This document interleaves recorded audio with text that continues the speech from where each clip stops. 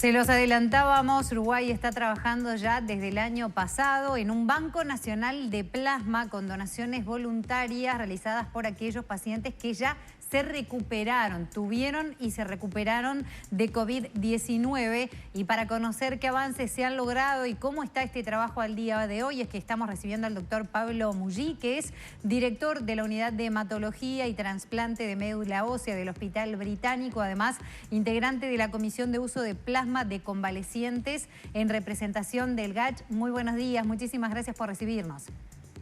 Buenos días, ¿cómo le va? Un placer, y si le parece, empezamos por contar a aquellos que de repente recién se están enterando acerca de la existencia de esta posibilidad, qué es el plasma y de qué se trata este tratamiento que se está estudiando desde el año pasado, como decíamos, y en qué casos se está empezando a aplicar. Bueno, el plasma es, si nosotros tomamos la sangre y le sacamos las células, los glóbulos rojos, los glóbulos blancos y las plaquetas, nos está quedando fundamentalmente el líquido con todas las proteínas que contiene. Dentro de las proteínas están los anticuerpos, que son quienes defienden nuestra identidad. Cuando entra un organismo a nuestro sistema, un sistema complejo inmune, lo reconoce como extraño y busca eliminarlo. Y eso se hace en base a la acción de células y a la acción de anticuerpos. Y por eso el plasma de convalecientes permite usar que estos anticuerpos que generaron los que estuvieron enfermos para infundírselos a otra persona y generar lo que se llama una inmunidad pasiva, o sea, darle anticuerpos que lo ayuden a derrotar al virus del SARS-CoV-2 en este caso. Es importante que no es una cura para la enfermedad, para el COVID-19, sino que es una forma de ayudar al organismo a que genere anticuerpos. ¿Cómo sería esa diferencia? No ayuda al organismo a generar anticuerpos. Le prestamos anticuerpos mientras el organismo forma los propios. Es utilizar los anticuerpos que ya formó alguien que estuvo enfermo, transfundírselos a alguien que recién se enferma y que no tenga que esperar la reacción de su organismo formando sus propios anticuerpos, sino que ya tenga anticuerpos para defenderse, que en este caso son de un donante. Cuando uno hace una vacuna, expone al cuerpo al estímulo del virus o de una proteína parecida al virus y genera anticuerpos. De esa manera nos preparamos para defendernos. Cuando hay una infección en un paciente que no tiene anticuerpos, no tiene defensas. Y mientras la forma es que suele agravarse la enfermedad. Entonces lo que busca este mecanismo es tomar anticuerpos de alguien que estuvo enfermo e infundírselos a alguien que aún no los tiene, pero que tiene la infección. Doctor, ¿cuán extendido está este tratamiento? ¿Todavía está en fase experimental en el mundo? ¿En nuestro país en qué se está? El uso de plasma para combatir enfermedades de hace más de 100 años, incluso se utilizó, y hay reportes, en lo que se llamó la gripe española en 1919, o sea que no es una novedad. En Argentina hay casos también de muchos estudios, por ejemplo, para el dengue y otras enfermedades. En el caso específico de la enfermedad COVID, los primeros trabajos que se hicieron, que empezaron en abril, mayo del año pasado, fueron en pacientes que estaban en situación crítica, o sea, se infundía plasma de convalecientes, gente que había estado enferma, a pacientes que estaban en CTI, y así se formó una primera comisión en el Uruguay el año pasado, en abril, por una ordenanza del Ministerio, donde había distinguidos colegas, muchos que integran la comisión actual, pero en aquel momento estaban los doctores Deicas, que era director del CTI del Casmo, el doctor Batiani, el Instituto Pasteur, el doctor Pritch, el doctor Edgar Lima, el doctor Arroyo, el doctor Miller, el doctor Barberito, el doctor Gila. O sea, había muchos excelentes colegas que trabajaron, y de acuerdo a lo que se hacía en ese momento y siguiendo un protocolo que se usaba en Europa, en el Hospital de la Puerta de Hierro, se empezó a aplicar a pacientes graves en condición crítica en el CTI, por lo que se llama método compasivo. Entonces, lo que se usó hasta ahora fue eso. En el correr del año, y fundamentalmente en noviembre, hubo algunos reportes que indicaron que esto era tarde, que los pacientes, había algunos que mejoraban, pero que no había un cambio sustancial con la aplicación de plasma en los pacientes que ya estaban en estado crítico. Y ahí surgieron dos trabajos, ahora nomás, que se empezaron antes, pero que surgieron ahora en enero. Fueron publicados un trabajo de Argentina, del grupo del doctor Pollack, y comandado por la doctora Lipster, en el cual aplicaron plasma en los primeros 3 días de inicio de los síntomas a pacientes mayores de 65 años que tenían alguna enfermedad asociada o a pacientes mayores de 75 años. Y vieron que reducían en un porcentaje del 48% la posibilidad de agravaciones e insuficiencia respiratoria. Es un trabajo fase 3, es único, son pocos pacientes, pero tiene una significancia y en estado de pandemia hay que tomarlo ya como una posibilidad terapéutica real. O sea, al mismo tiempo... Sí, dígame. No, ¿esa decisión la toma el médico tratante, la mutualista o el prestador, o ya es un protocolo, digamos, de atención? No es un protocolo todavía de atención. Hay otro trabajo de la Mayo en el mismo sentido que nos avalan, si bien son pocos en medicina, para que algo se instale como protocolo requiere muchos años y mucha demostración estadística de su valor científico y de su seguridad, que es muy importante, ¿no? Pero en este caso, en situación de pandemia, se ha planteado la posibilidad de utilizarlo. Para eso hay que cumplir, en primer lugar, un montón de normas bioéticas de protección al paciente y de sus derechos antes de empezar un tratamiento que se puede decir, no que es experimental, pero sí que es muy nuevo. Después de cubierto eso desde el punto de vista del pasaje por el Comité de Éticas y de Bioética, hay que empezar a almacenar plasma con consentimiento informado del donante y aplicarlo a una población objetivo ya seleccionada por nuestro grupo de trabajo, y después para poder evaluar después los resultados. Doctor, de allí también la importancia de la colaboración de quienes tuvieron ya la enfermedad y se recuperaron, por eso lo importante de que es voluntario y la intención de crear un banco, ¿no? Sin ese banco es muy difícil aplicar ese tratamiento una vez de que se salga adelante con todos esos pasos que usted estaba nombrando.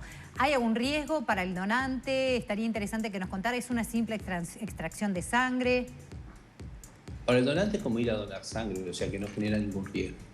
El uruguayo es colaborador y siempre ha sido la donación voluntaria, es en lo que se basa el país, así que en ese sentido hay mucha confianza. Lo que no es fácil es saber, por ejemplo, en enero tenemos un promedio de 80 a 100 pacientes mayores de 65 por día. O sea que habría que administrarle el plasma a 80 a 100 pacientes diariamente. O sea que tendríamos que tener 80 a 100 donantes y tener una infraestructura para lograr almacenar rápidamente ese plasma, titularlo, porque tenemos que ver que el plasma del donante tenga un determinado nivel de anticuerpos para que sea efectivo, porque hay gente que genera menos anticuerpos y ese plasma no serviría, se podría usar para otras cosas, pero no serviría para estos pacientes.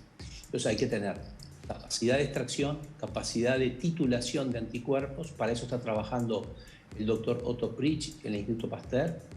Después de titular los anticuerpos tenemos que almacenarlo y lo que no es fácil es la administración. La administración de plasmas debe ser hecha vigilada por médico hemoterapeuta y como son pacientes que están en el inicio de su enfermedad y que no tienen criterios aún de gravedad, muchos se van a hacer en domicilio. Entonces hay que montar una infraestructura desde ACE para poder dar este servicio a todos los domicilios. O sea que exige un esfuerzo importante, que tiene sus costos y que estamos trabajando en ACE, con la gente de ACE para ver cómo se organiza.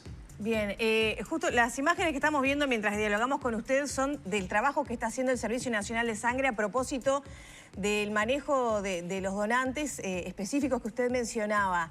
¿Qué características tiene que tener ese donante? Un poco más ahondando en qué cantidad de anticuerpos. La directora del Servicio Nacional de Sangre se explicaba que de quienes están en condiciones de donar, solamente el 20% pasan por estos filtros que usted mencionaba, ¿no? De títulos de anticuerpos, etcétera.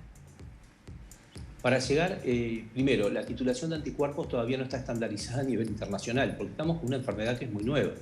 Entonces, pero el doctor, la gente del Instituto Pasteur, han trabajado con los colegas de Argentina, con colegas de otros países y han llegado a una especie de escala de titulación que nos permitiría llegar a un determinado nivel de anticuerpos. Para eso, lo que se hace un screening de los donantes y ya se selecciona a aquellos que tienen determinado nivel de anticuerpos para poder recién después almacenar ese plasma y utilizarlo para los pacientes con COVID. De todas maneras, para tranquilidad de quien dona, si no tiene anticuerpos suficientes, su plasma también es muy útil porque en el país siempre se requiere de donantes voluntarios, así que bienvenido aunque no tenga los títulos. Doctor, estamos también ante la inminencia del comienzo de la vacunación.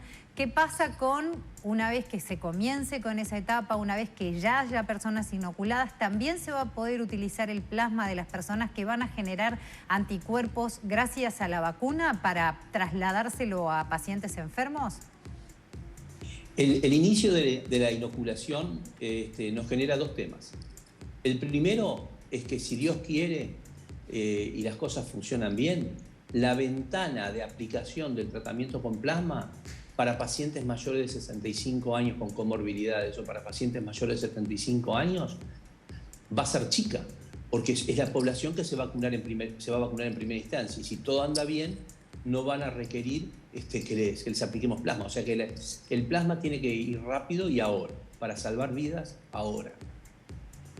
Después sí, ese concepto que usted manejaba del uso del plasma de los vacunados es muy interesante. Están saliendo los primeros trabajos que dicen que los vacunados tienen una tasa de anticuerpos, un título de anticuerpos más alto que los enfermos, que muchos de los enfermos, por lo cual sería una fuente muy interesante de anticuerpos para pacientes enfermos.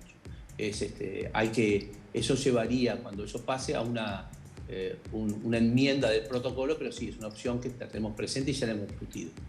¿La transfusión de estos anticuerpos, de este plasma, ya se está dando en domicilio en el sector privado? Mushi, ¿cuán extendido está? No está extendido. Hasta ahora se ha manejado de acuerdo a lo que fue la ordenanza de abril del año pasado para los pacientes graves en CTI. Todavía esto está a nivel de comité de desarrollo del protocolo, que hoy tenemos una reunión, la idea es terminarlo hoy, para ya presentarlo en el inicio de la semana que viene a un comité de bioética para su aprobación y después ya empezar a trabajar directamente con los pacientes. ¿Usted lo ve viable? Porque hablábamos de eso, ¿no? Del costo, de la logística que lleva, la supervisación, si se hace en domicilio.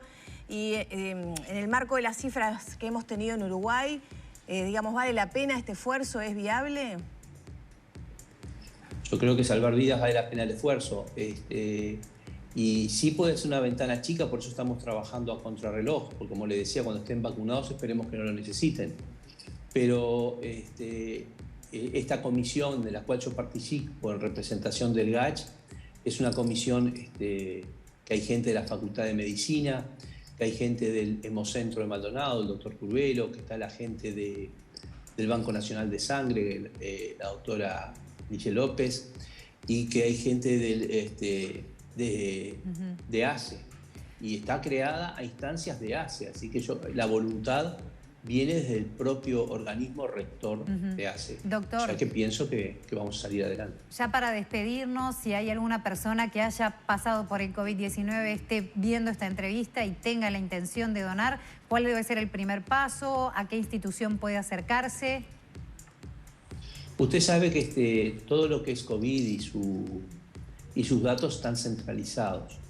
Entonces, naturalmente, los bancos receptores de plasma van a tener diariamente la lista de los pacientes y van a citar pacientes, van a llamar y, por supuesto, cuando esto se autorice y salga el aviso a la población de que se solicitan donantes de gente recuperada de COVID, en ese momento el Banco Nacional de Sangre y Hemocentro en Maldonado, que va a tener un móvil, van a ser puntos de referencia, más aquellos centros a los cuales el Banco Nacional de Sangre designe para esta tarea. Bien. Muchísimas gracias por este diálogo con Arriba Gente, doctor. No, a las órdenes y muchas gracias a ustedes. Un gusto reencontrarnos por este medio, por lo menos, porque Mushi ha sido mi doctor en otras oportunidades. Por suerte hace tiempo que no lo veo. Por suerte, a los doctores uno puede tenerles mucho cariño, pero más vale verlos poco. Sin duda que le tenemos mucho cariño. A propósito de lo que preguntabas, Vero, justo estuve trabajando en esto con el Servicio Nacional de Sangre. Ya se está convocando a pacientes. Hay una lista que la Dirección Nacional de la Salud genera una nómina de pacientes recuperados que podrían donar plasma y el Servicio Nacional de Sangre los va convocando. Quien quiera ir de forma voluntaria y no haya sido convocado puede hacerlo. El Servicio Nacional de Sangre centraliza todo. Te van a decir cuál es el mejor lugar más cerca para ir. O sea, no quiere decir que tengas que ir 8 de octubre a donar y a iniciar este proceso, ¿no? Que es un poco largo porque, como decía el doctor, no cualquier paciente que haya transitado la enfermedad y se haya recuperado esa sangre o esos anticuerpos son útiles para este tratamiento. Pero hay que concurrir para justamente saber si se puede realizar esa loable tarea, ¿no? Que colabora, por supuesto, sobre todo para la salud de los más afectados. Sin duda. Hasta ahora entre 60 y 70 personas han donado, o sea, han efectivamente donado. Está guardado ese plasma que ya se ha utilizado y bueno, como veíamos es algo nuevo, pero ya esa rueda ya está girando. Es ¿no? lo que permite ese avance. Si les